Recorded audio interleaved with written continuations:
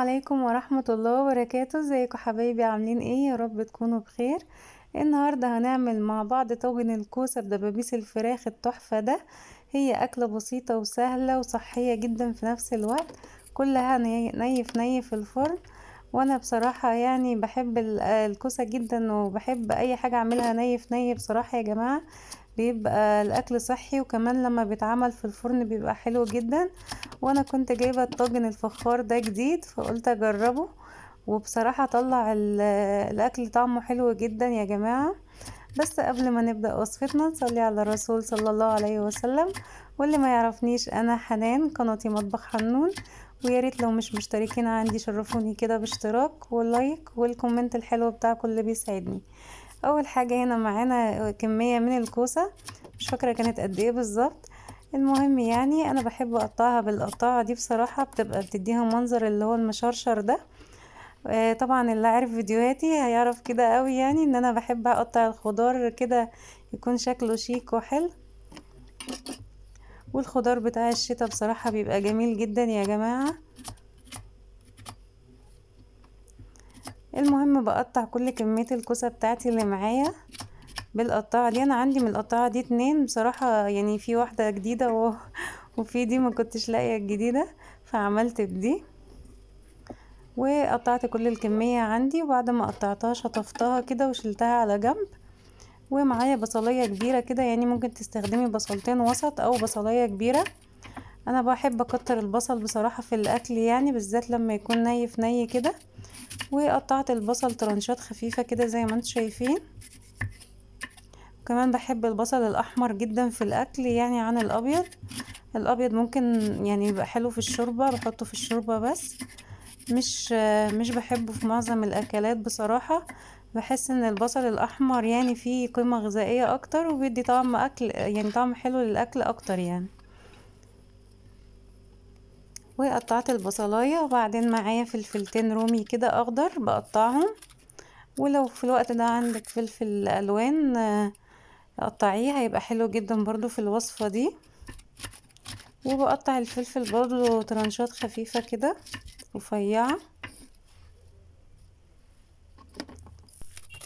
اللهم صل وسلم وبارك عليك يا حبيبي يا رسول الله، عليه افضل الصلاة والسلام. ومعايا فلفلاية حمرا قطعتها برضو ترانشات رفيعة. وعندي برضو قرن فلفل كده حراق. للي حابب، انا بحب احط برضو يعني نسبة خفيفة كده من الفلفل الحامي، بيدي طعم حلو قوي للخضار ولأي أكلة عامة يعني. وبعدين كان معايا هنا الدبابيس الفراخ بتاعتي، كنت طبعا نقعاها، غسلها ونقعاها كويس جدا وصفيتها في مصفى. وبعدين بجيب بولة كبيرة كده معايا احط فيها كل الخضار بتاعي. الكوسة يا جماعة يعني دخلوها كتير في الاكل بتاعكم، حلوة ومفيدة جدا، وهي كتير اليومين دول وصحية جدا، يعني ما فيهاش اي، يعني ما فيهاش اي سعرات خالص يعني. تبقى حلوة قوي في الاكلات الدايت. وهنا كان معايا بقى التوابل بتاعتي، فلفل اسود وبابريكا وكاري وشوية كركم وشوية بهارات. مش فاكرة حطيت ايه تاني، تقريبا شوية زعتر صغيرين. بحب قوي في صينية البطاطس وفي صينية الكوسة، حلو جدا برضو. وبقلب كل الكلام ده كله مع بعض كده. بدعك البصل فيه كله كده، وبحط معاه دبابيس الفراخ كمان. وممكن في الوقت ده تحشي كده بصل بفلفل اسود بين الجلد وبعضه، بس انا نسيت اعمل الحتة دي بصراحة. بس كان واخد من طعم التتبيلة وكانت حلوة جدا.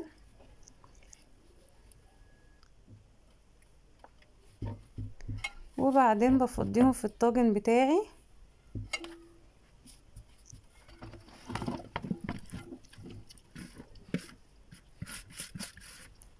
انا في الوقت ده قلت ايه ده، الطاجن مش شكله كده مش هيكفي، بس لقيته يعني كفى الحمد لله. وبعدين لما دخل الفرن كمان الكمية قلت، لان الكوسة بتنزل مية كتير، فكان يعني حلو مظبوط.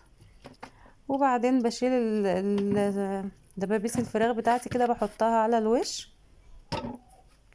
وبعدين ضربت شفشق طماطم كده في الخلاط، وكنت حاطه في الخلاط مع الطماطم وهي بتتضرب شويه مرق دجاج بودر وشويه ملح. وانا مش ضاربه الطماطم قوي يعني، انا عايزاها كده ما تكونش مضروبه قوي، وما صفيتهاش. وفي الوقت ده كنت مولعه الفرن قبليها ب10 دقايق او ربع ساعه عشان يسخن جدا. وممكن تغطي بقى الطاجن بتاعك بورق فويل، ورق زبده وبعدين ورق فويل، وتدخليه بقى على اول رف خالص من تحت على ارضيه الفرن. بس انا ما كانش عندي ورق فويل بصراحه، غطيته بغطا حله كده، وحطيت حته سمنه بلدي كده على الوش، دي طعم وريحه حلوه قوي للطاجن بتاعنا.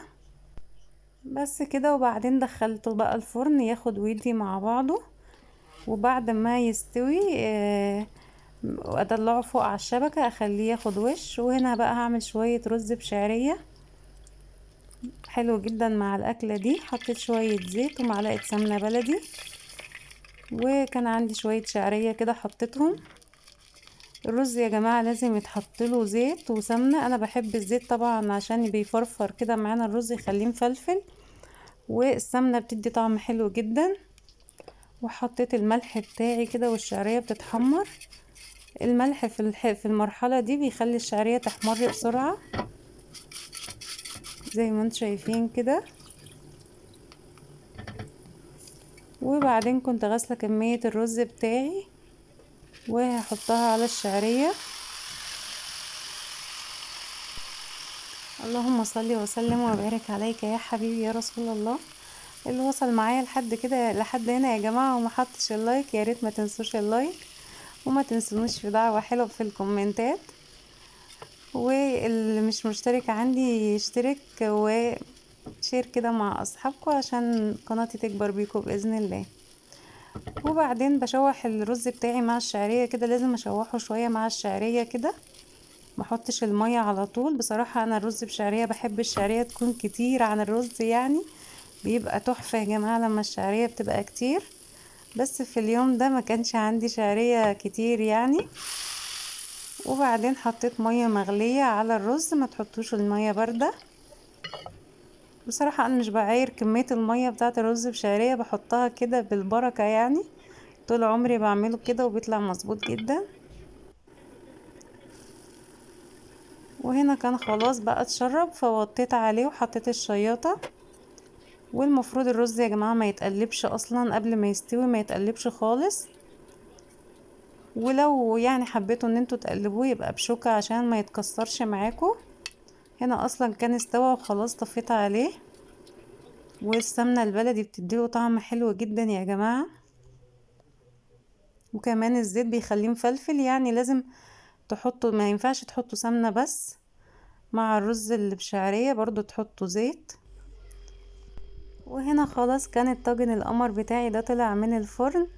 طبعا بعد ما استوى شلت الغطا وخليته خد وش كده، ولعت له الشوايه من فوق.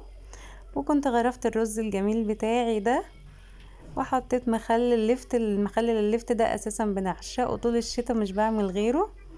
وطبعا هبقى انزل لكم وصفه، يعني انا عامله فيديو بمخلل اللفت هبقى انزله لكم ان شاء الله. وكانت الريحه طالعه حلوه قوي يا جماعه في الوقت ده. جربوا الطاجن ده هيعجبكم جدا. الاكلات دي بتبقى حلوة جدا في الشتاء وفي السقعة اللي احنا فيها دي.